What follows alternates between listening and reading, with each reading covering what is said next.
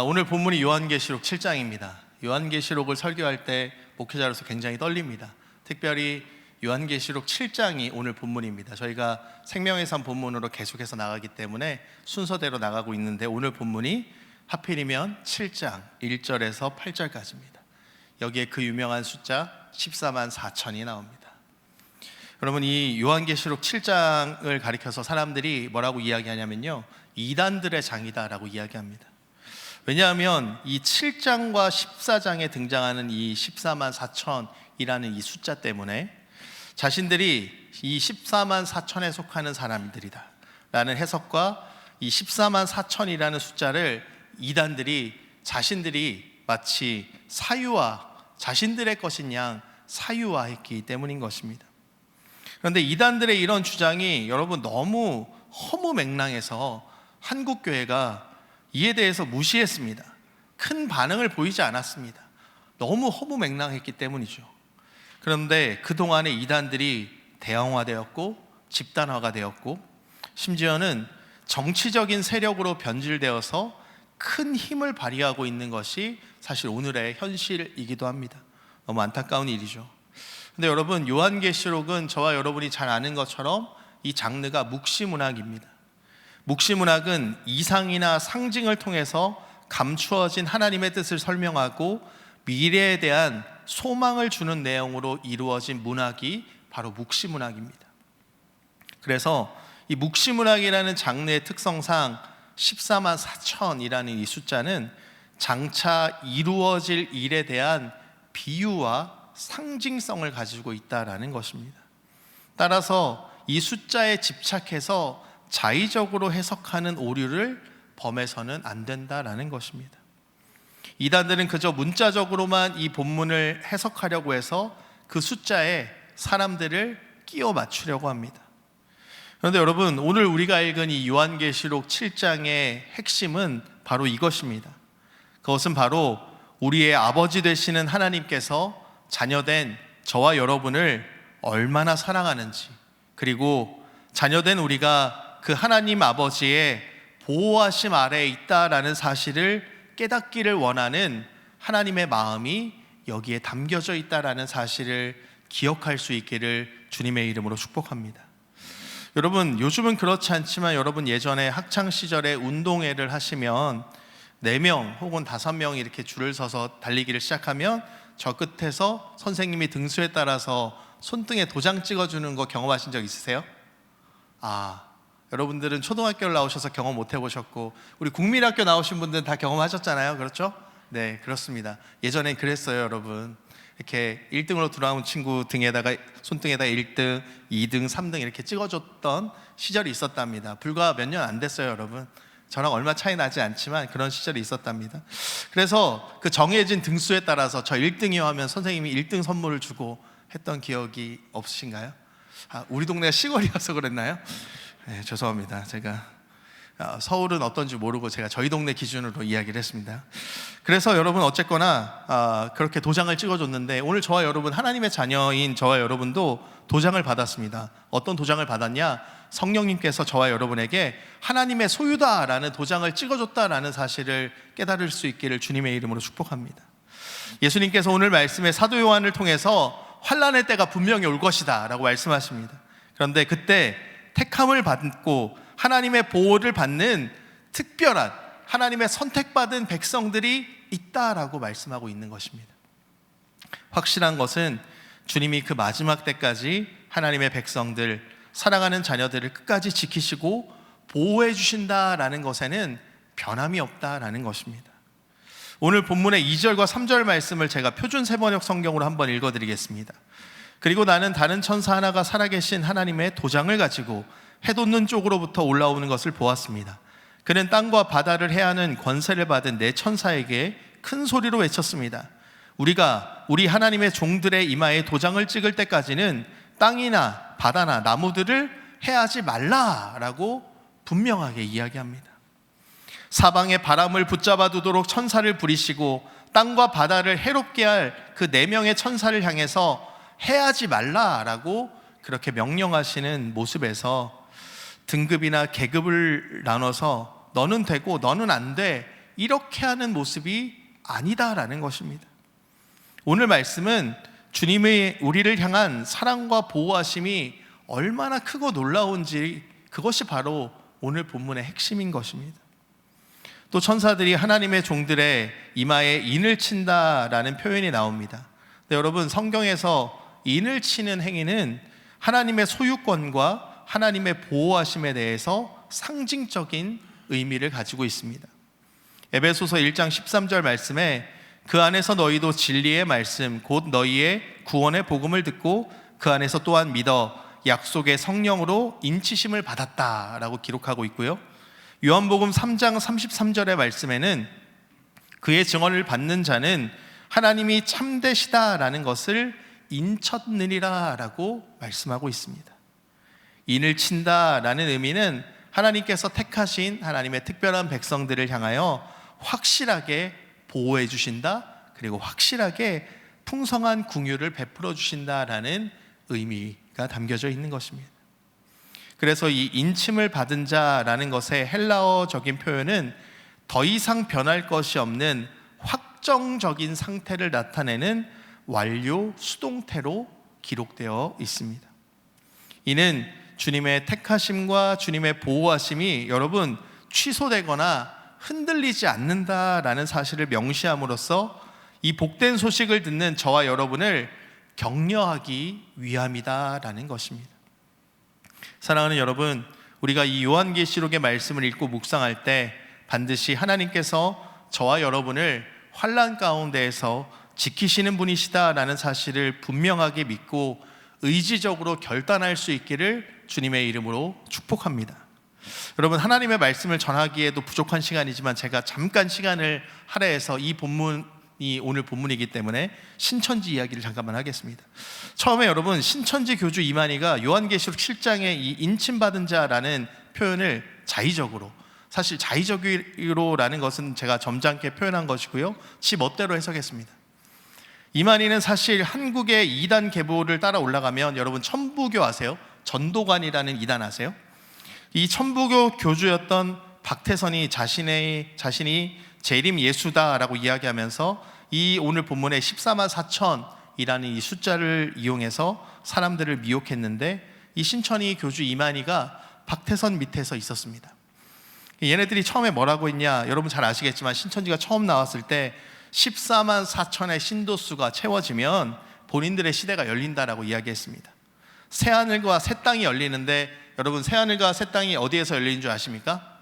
경기도 과천이라고 합니다. 과천에 사시는 분 계시죠? 부럽습니다. 신천지 본부가 거기에 있거든요. 14만 4천이 채워지면 신천지 신도들만 구원을 받는다라고 이만희 씨가 주장했습니다. 그리고 자신들이 첫 번째 부활을 누린다라고 주장했습니다. 정말 여러분, 우리말 사전에 이런 말이 있습니다. 어린 반푼어치도 없다. 이건 상대할 가치도 없는 내용이었죠. 그래서 한국교회가 무시하는 동안 또 월간 현대종교에서 발표한 내용을 제가 찾아봤더니 이미 벌써 14만 4천이 훨씬 넘는 신도수를 보유한 이단이 되었습니다. 그때부터 저는 궁금했습니다. 14만 4천이 넘었는데 별일이 일어나지 않았잖아요. 얘네들이 어떻게 말을 바꿀까? 여러분 1992년 10월 28일을 기억하십니까? 다미선교회 혹시 아세요? 휴거가 일어난다고 했던 그 다미선교회가 있습니다. 모르시면 네이버에 한번 검색해 보세요. 시대가 조금 다를 수 있으니까. 그때 다미선교회라는 애들이 1992년 10월 28일에 휴거가 일어난다라고 이야기했어요. 그래서 사회적으로 논란이 되었는데, 신천지 애들이 이제 14만 4천이 모아진다고 해서 이제 어떻게 할까 봤더니 이제는 그 14만 4천 중에서 인침을 받은 사람들을 구별한다라고 이야기하더라고요. 그때부터 신천지 신도들은 14만 4천이 넘었잖아요. 그 중에서 내가 인침받은 자가 되기 위해서 발버둥을 칩니다. 얼마나 그래서 열심을 냈나 모르겠습니다. 포교활동, 집회 참석, 헌금, 행사 참여, 신천지와 관련된 일이라면 잠, 식사 줄여가면서 열심을 냈습니다. 그런데 여러분, 시간이 지나니까 이 신천지 애들이 또 교리를 바꿨습니다. 신약 성경을 중심으로 해서 이제 시험을 보겠다라는 겁니다. 다시 말해서 성경 시험을 치러서 통과하면 인침을 받은 자, 통과 못하면 인침을 받지 못한 자다라고 교리를 바꿨습니다. 그리고 이번에 또 교리를 바꿨는데 뭐라고 바꿨는지 아십니까? 요한계시록을 강해하는 실력을 가지고 인침받은 자, 인침받지 못한 자를 평가하겠다라고 이야기합니다. 인침을 받은 자라면 요한계시록에 대해서 잘 강의할 수 있을 것이다 라고 이야기합니다. 여러분, 저는 오늘 7장 설교를 잘하기 때문에 인침받은 자 아니겠습니까? 네, 너무 진지하게 받아들이지 마세요. 네. 여러분, 제 귀한 설교 시간을 이제 더 이상 신천지로 할애하고 싶지 않아서 여기까지만 하겠습니다. 여러분, 시험을 봐서 통과하면 구원받고 인침받은 것이다, 여기까지만 딱 들어도 정상적이 아니지 않습니까? 혹시 이 자리에 계시다면 정신 차리고 주님께로 돌아올 수 있기를 간절히 축복합니다. 그럼 오늘 본문 말씀을 다시 돌아가서 보면 이스라엘의 12지파 이름이 구체적으로 언급되고 숫자가 언급되어 있습니다. 성경에서 무언가를 두리뭉실하게 표현하지 않고 구체적으로 언급한다라는 것은 큰 의미가 있습니다.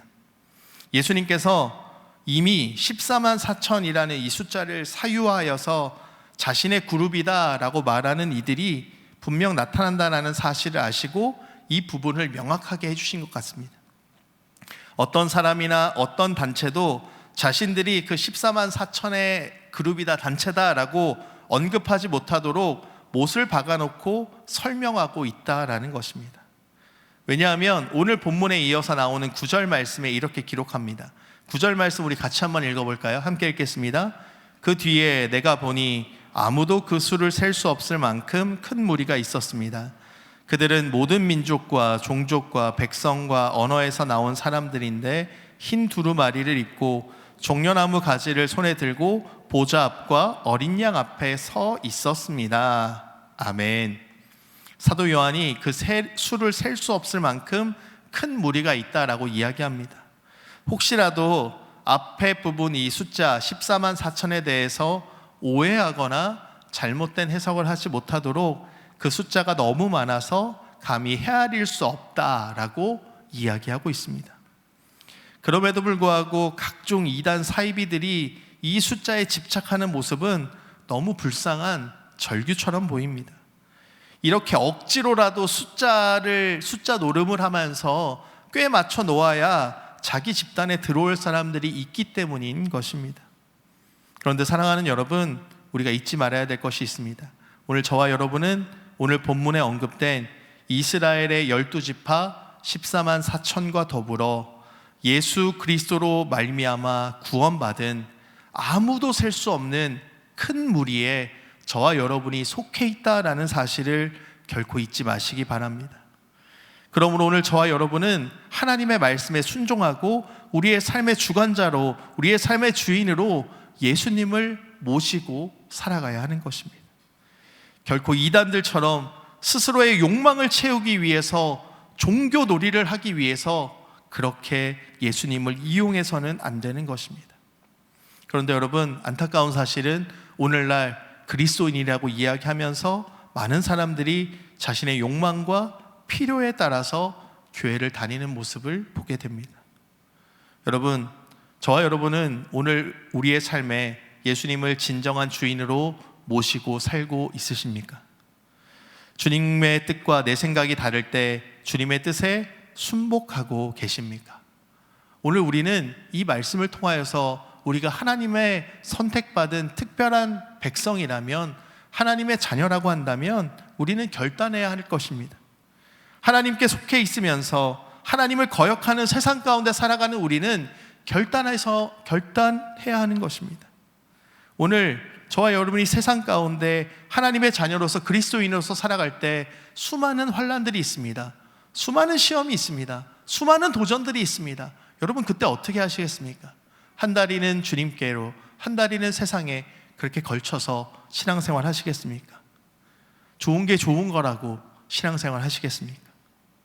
하나님 안에 속해 있으면서 여전히 세상 가운데 세상을 즐기며 세상을 따라 살아가고 있지는 않으십니까? 지금도 예수님을 믿는다는 이유로 세계 곳곳에서 수많은 그리스도인들이 핍박을 받고 있습니다. 순교를 당하고 있습니다. 잘 아시는 것처럼 교회사는 결국 고난과 순교의 역사인 것입니다. 하지만 하나님께서 하나님의 소유라고 인친 자들은 반드시 지키시고 보호하신다라는 사실을 우리는 교회사를 통하여서 발견하게 되는 것입니다.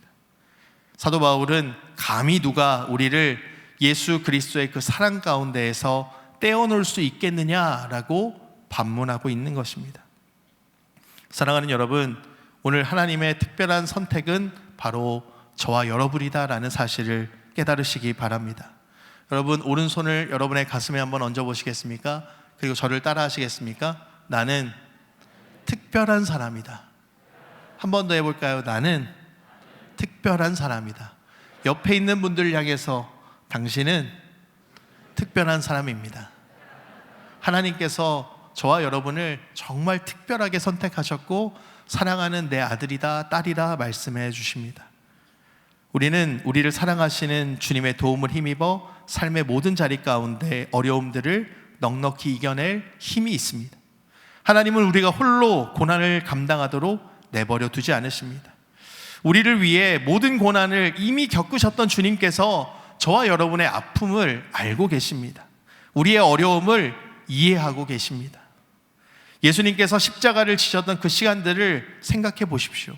여러분, 그 외로움, 그 고통의 시간, 그 갈등과 고뇌의 시간, 오늘 우리가 겪고 있는 어려움은 비교조차도 되지 않을 것입니다. 그런데 그 고난을 이겨내신 우리 주님께서 우리가 환난 가운데 승리할 수 있도록 지혜와 힘을 오늘도 공급해 주신다라는 사실입니다. 그런데 더불어 우리 혼자만 이 길을 걷는 것이 아닙니다. 여러분, 주위를 한번 둘러보시겠습니까?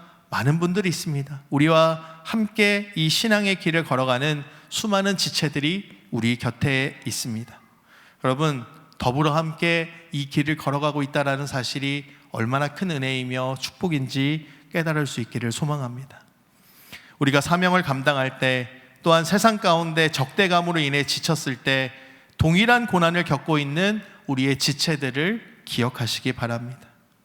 하나님은 우리가 서로 세우고 격려함으로 이 치열한 영적인 전쟁에서 승리할 수 있다라고 말씀해 주십니다. 오늘 지체들과 함께 이 교제를 유지하는 한 하나님의 위로하심과 보호하심이 주님 오시는 날까지 우리와 함께 할 줄로 믿습니다. 사랑하는 여러분, 한 해가 저물어가고 있습니다. 여러분, 어떤 마음이 드십니까? 내가 세운 계획을 이루지 못했다고, 올 한 해 내가 원하는 대로 살아내지 못했다고 또 이 연말에 우울한 마음이 찾아오셨습니까? 여러분, 단호하게 여러분 스스로에게 고백하셨으면 좋겠습니다. 올 한 해 주님과 동행함으로 내가 잘 살아왔다고 고백하시기 바랍니다. 그리고 하나님의 특별한 선택을 받은 하나님의 자녀로서 이 예배의 자리를 잘 지켜냈다고 스스로에게 고백하시기 바랍니다. 그리스도 안에 있는 저와 여러분은 모두 택하신 족속이며 왕같은 제사장들인 것입니다. 우리를 어두운 데에서 불러내서 기이한 빛 가운데 들어가게 하신 그 하나님의 은혜를 우리가 찬양할 수 있었으면 좋겠습니다. 그러기에 우리의 삶의 자리 가운데 하나님의 그 특별한 부르심, 특별한 선택하심을 잊지 말고 우리 하나님과 동행함으로 날마다 빛 가운데로 걸어가며 주님과 동행함으로 승리하며 살아가는 저와 여러분이 되시기를 주님의 이름으로 축복합니다.